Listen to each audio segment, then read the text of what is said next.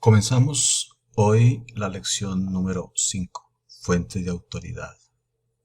Fuente de autoridad de la ética cristiana. Recordemos entonces que la ética cristiana se caracteriza por estar basada en la revelación de Dios, y esta verdad es lo que la distingue de otros sistemas éticos. Podemos afirmar que la ética cristiana es ética teológica, en contraste con los sistemas antropológicos, donde la capacidad del ser humano es primordial en determinar lo bueno o lo malo de un acto. Entonces, tengamos en cuenta que para nosotros la fuente de autoridad de la ética cristiana es Dios, es el Evangelio, es la palabra de Dios, es lo que conocemos hoy como las Santas Escrituras, la palabra del Señor. De ahí nos basamos los cristianos para fundamentar nuestra ética, nuestra conducta y nuestros comportamientos, porque es lo que Dios quiere de nosotros. Un cambio, una transformación completa, el nacimiento de una nueva criatura. Es importante ver el papel que cumple la Biblia, la razón humana, el Espíritu Santo, la Iglesia, la tradición, la conciencia y la intuición. Así que vamos a mirar algunos aspectos importantes para poder tener claro lo que son la fuente de autoridad de la ética cristiana. Podemos mirar entonces la Biblia. Dios ha entregado su revelación en la Biblia, la palabra de Dios, que habla en forma de prohibiciones, mandamientos positivos. Recordemos, un mandamiento positivo es amarás a tu Dios con todo tu corazón.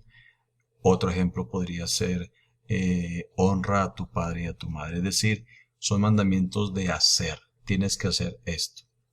Y también nos da unos mandamientos negativos, como por ejemplo, no hagas, no adulterarás, no hurtarás, para que tengamos en cuenta mandamientos positivos y negativos. Y también la palabra de Dios, la Biblia, nos da ejemplos para seguir por medio de la elaboración de experiencias de otros con Dios. Cuando leemos la Biblia encontramos un sinnúmero de hombres, aún de mujeres, que tuvieron experiencias hermosas, maravillosas con Dios respecto al propósito de Dios. Unos quizás violentos, otros quizás humildes, otros quizás rebeldes, otros quizás obedientes, de diferente conducta humana. Sin embargo, el propósito de Dios era el bien para todos. En algunos casos, la Biblia contiene el registro de los comportamientos de los seres humanos, pero hay que entender que esto no son los ideales que debemos buscar y repetir, no, sino que debemos extractar la enseñanza fundamental, la enseñanza central, la enseñanza objetiva para que nuestra conducta sea la ideal conforme a los preceptos del Señor. Podríamos, por ejemplo, tener un caso como el de David, cuando desde su palacio, cuando no fue a la guerra, vio por la ventana allí a una mujer bañándose y fue seducido por esta mujer, no porque ella lo quisiera hacer, sino porque sus ojos, los ojos de David, se dejaron deslumbrar por la belleza de esta mujer, Betsabé, y la manda a llamar. Y entendiendo y sabiendo que era una mujer casada, que su esposo era Urías, un soldado, manda finalmente a ponerlo al frente a la batalla para que muriera. No vamos a aprender esa conducta de David, al contrario, vamos a aprender que esa conducta nos trae consecuencias nefastas y esa conducta la vamos a evitar en nuestra vida, porque nuestra ética nos enseña de que debemos amar a nuestra esposa, debemos valorarla como el vaso más frágil, tratarla como un vaso frágil, y tenemos que darle cuentas a Dios. O sea que, mire, aunque hayan situaciones negativas, tenemos que sacar la parte positiva. Así de que no es para repetirlas, sino al contrario, extraer una buena enseñanza. La otra fuente de autoridad, tengamos en cuenta la razón humana. No estamos echando a un lado la razón humana al decir que nuestra autoridad en la ética está en Dios, su revelación, sino que debemos también considerar que Dios nos ha dado la capacidad de la razón de pensar, ya lo vimos en la anterior lección. Dios nos ha dado de esa maravillosa forma de ser el ser humano, y es pensar, razonar, poder tomar nuestras propias decisiones. Debemos entonces utilizarla a lo máximo en las decisiones que se nos presenten, en las decisiones que nosotros tengamos que tomar en el momento. Esa autoridad debe fundamentarse siempre y debe siempre ser la prioridad para tomar nuestras decisiones. Ejemplo, si vamos a la tienda, compramos con un billete de 500 y la persona nos devuelve 700. Quizás se equivocó, pero nuestra ética es de hacerle entender a la persona que nosotros no le dimos un billete de más valor, sino que nuestro dinero fue de 500 y que ella se está equivocando en el cambio. Ahí, en esas simples anécdotas de la vida, experiencias cotidianas, tenemos que aplicar la ética cristiana. Y esa autoridad, esa fuente de autoridad es el Señor. Y también esa fuente de autoridad es la razón humana, es decir, que tomemos nuestras propias decisiones. Por eso la razón nos permite estudiar la Biblia, las condiciones históricas y sus sentidos para aquel día, y la aplicación del principio válido para nosotros hoy. Por eso es importante escudriñar, estudiar la palabra de Dios, conocer lo que Dios quiso hacer con los hombres, héroes de la Biblia, lo que Él pretende hacer con nosotros, lo que Él quiere que nosotros seamos. Así de que es importante para nosotros hoy escudriñar la palabra de Dios.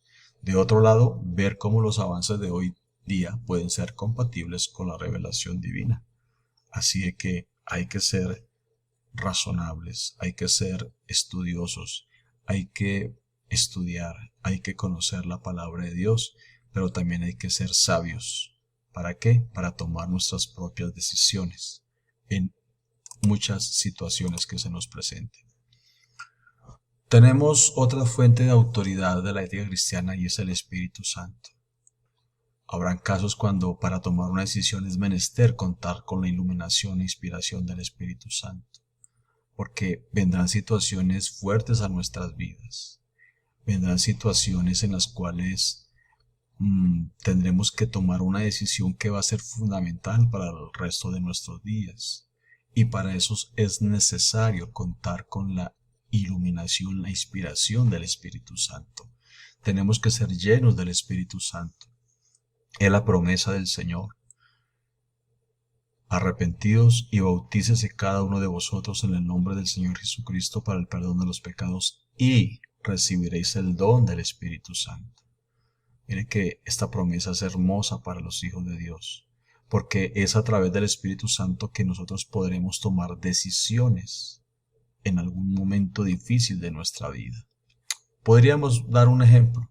El joven que quiere casarse, pero donde hay tantas hermanas, donde hay tantas mujeres, donde hay de diferentes formas de ser, diferentes formas de pensar, bueno, tanta característica que diferencia a las mujeres. ¿Cuál será entonces para este joven su esposa? Y es una difícil decisión. Por eso se requiere entonces ser lleno del Espíritu Santo para que Dios le muestre cuál va a ser la mejor decisión. Y démonos cuenta que no es una decisión como el de ir a comprar a la tienda, si compro o no compro, sino que es una decisión fundamental para el resto de su vida. Así de que es importante entonces ser lleno del Espíritu Santo. Otra fuente de autoridad de la ética cristiana es la iglesia. Debido a que no todos los comportamientos están regulados de la manera más clara en la palabra de Dios, se hace necesario que la iglesia asuma una posición que normalice la conducta individual y social para el bienestar de la comunidad. Por eso es importante que el cristiano se congregue, que el cristiano esté buscando la presencia de Dios, que viva en comunidad con los hermanos, que sea conocido por la comunidad cristiana, que sepan su testimonio, que sea un líder que le sirva a Dios. Y en un momento difícil, la iglesia será fuente de autoridad para este joven.